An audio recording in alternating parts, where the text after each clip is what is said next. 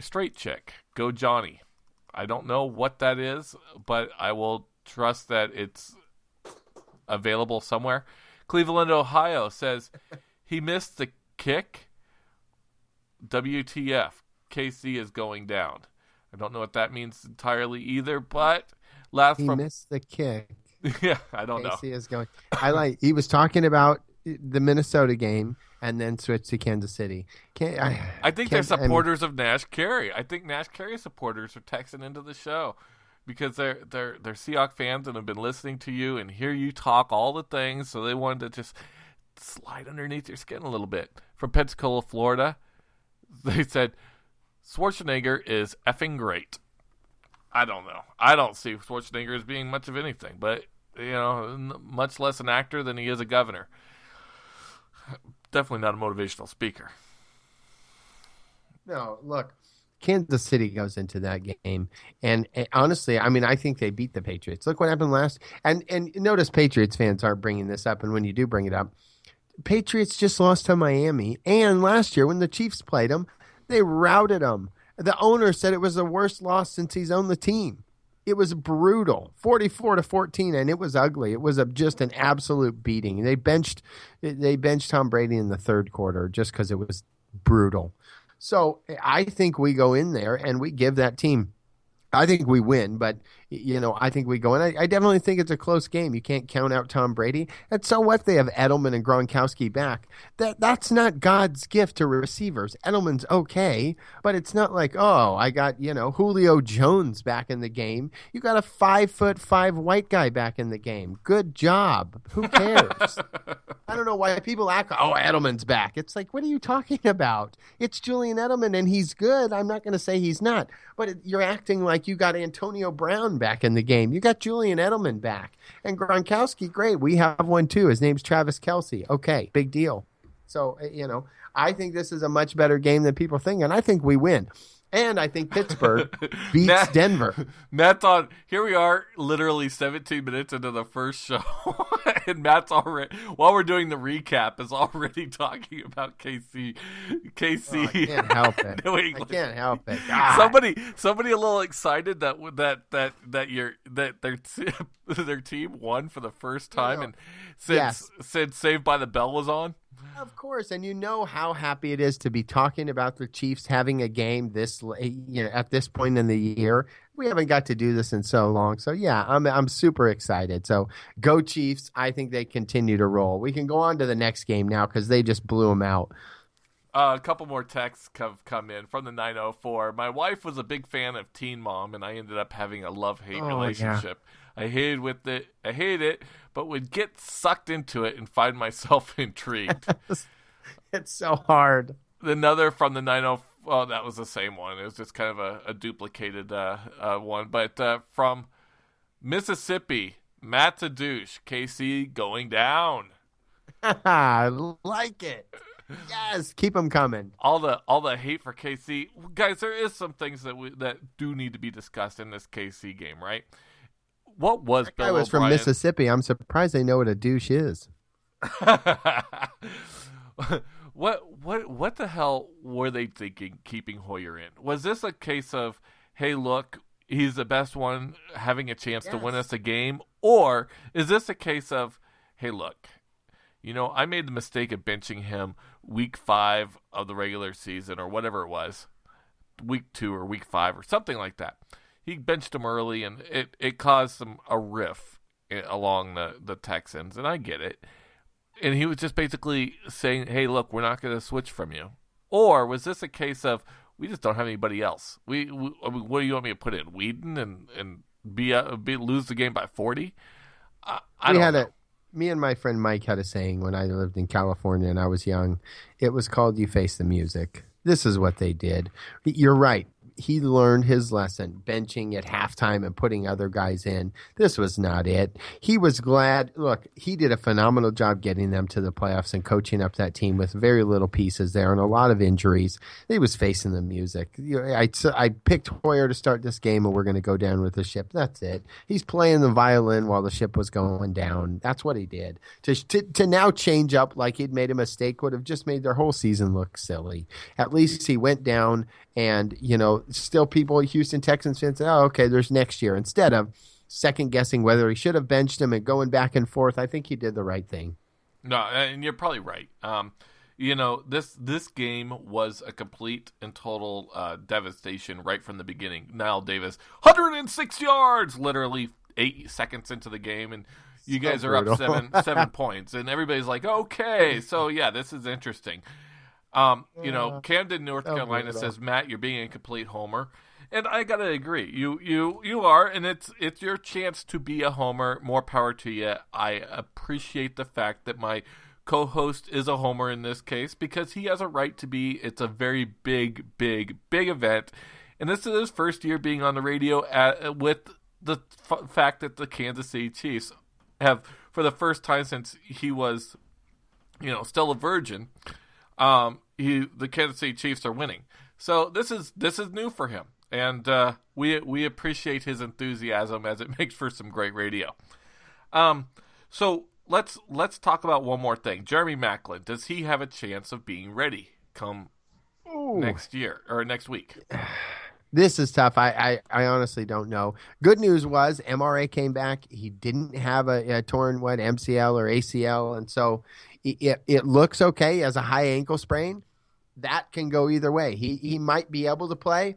Honestly, either way. Look, even if Maclin can play, this is a chance where Connolly needs us. He did. He caught a touchdown pass, a nice pass, but Connolly needs to step up. He's our rookie receiver. He's a big guy. He's got the intangibles. It's just, he's got to step up, and it's a big stage to do it. Even if Maclin plays, the guy's not going to be at 100% after something like that. So we're going to need other people on the team to step up. And Kelsey did in this game. I think he went for 106 or something.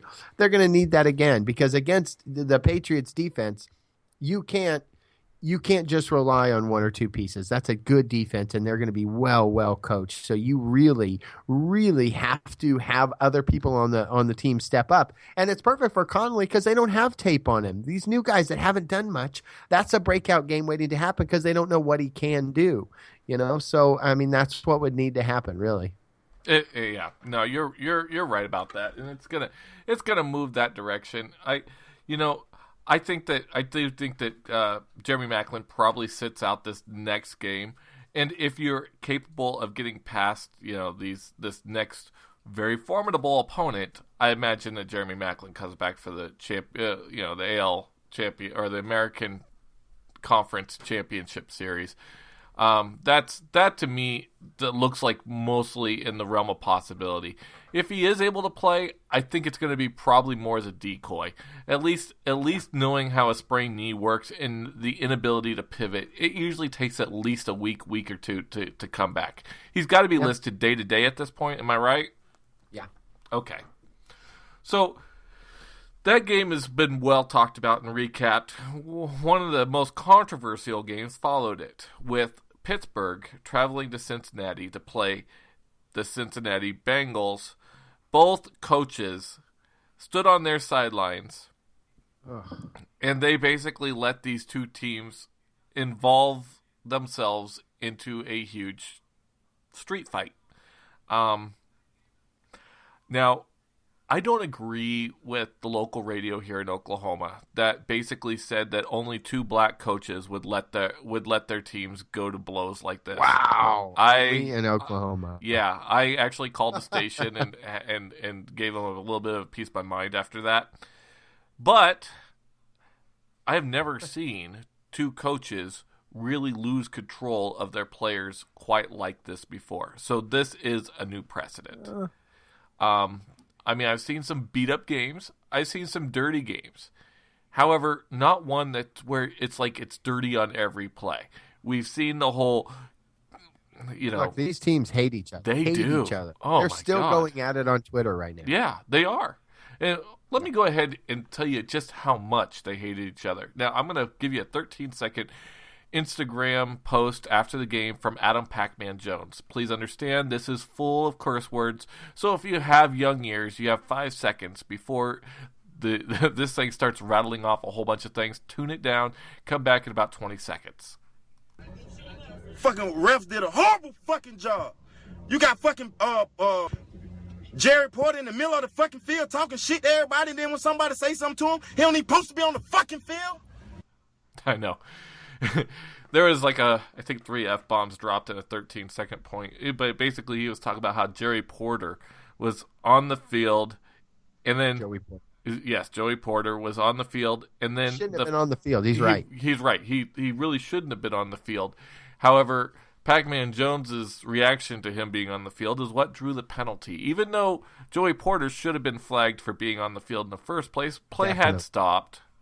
And, coaches do sometimes leave the sidelines to tend to a player, especially one that's, had a head or a neck injury. We've all seen the whole people leave the bench to tell a player we wish you luck or something along those lines. However, Joey Porter wasn't there to do anything but to trash talk. And in fact, if you look at Joey Porter's career, he's done this several times before as a player. He knows just what to say. He's only a couple years removed from being a player. He is. He's brilliant at knowing what to say to get under the skin of people. He's drawn penalties before in cases like this. So I don't know. It'd be like Richard Sherman going onto the field after his career is over and just jawing something up where somebody's going to punch him in the face. It's just not. It's not the right thing to do, especially when tensions and things are already as heated as they are, and you have a star player like Antonio Brown literally on the ground, and we don't know if his neck is broken or what at that point. Did you hear? Did you see the tweet that Pac-Man Jones is still feuding with him, where he said that Antonio Brown deserves a Grammy for his acting performance during that game. And then obviously Antonio Brown made fun of him because a Grammy is for music, so he just called him an idiot. He was like, nice try, idiot. But now this is interesting. What I think is interesting is now they're saying Antonio Brown might not be able to go. So I saw that hit. Now maybe, I don't know about an acting job or not, but a hit. That was a hit. It was a hit, obviously, but no one, unless you're that person, dude, I've seen some brutal things. I've seen my kid take a header straight off the couch, straight onto his head, and get up and shake it off. So I've seen some crazy things. You've seen people, I'm sure, take something that you're just like, what? And then they get up, because you never know. I mean, it can go really bad, or the guy can get up and shake it off. So who knows how that went down? But now he's in the concussion protocol, and they're talking about him maybe not being available. Are they going to have to kind of back up this wasn't an acting job by keeping him out, or what? I don't think it was an acting job at all. I think that in the heat of the moment, people want to throw things out like, oh, he's not really that hurt, or, all I did was push him a little bit, ref. Why are you throwing the flag on a pass interference? Or I wasn't holding his hand. That was he totally flopped. I get it, guys. We've all been in some time in sports where you're like, oh my God, that was a stupid penalty. I remember once I got a penalty for hitting low on a receiver, and I was like completely upset because they said I was half a second early, right? But I couldn't have been logistically, I could not have been a half a second early on that hit. They just didn't like the way I hit him is what it was. And they just wanted to throw the flag, even though it was, he had turned around after he had the ball. And I hit him in the shins. You can't be a half a second early if the guy has a second to turn around. So I hit him in the shins, and it basically put the guy out for about 8-10 minutes on the sidelines while they were basically taping up his shins and putting shin guards on him. It did look bad, and he did take a good hit. But it's one of those cases of it's a moment of high frustration. So people are just saying what they need to say to get through with it, and I get it. Okay, no problem. But guys, come on. if we're going to lose stars like Ben Roethlisberger, now the Vontaze Burfict hit on Ben Roethlisberger was okay. There was nothing wrong with it. Was it violent? Yes. Was it a little tough? Yes. But that hit, I don't remember who it was from, but in the face mask of the other guy, it was a Cincinnati Bengal. I guess it was part of retribution of some sort. That was crowning. They used the top of the helmet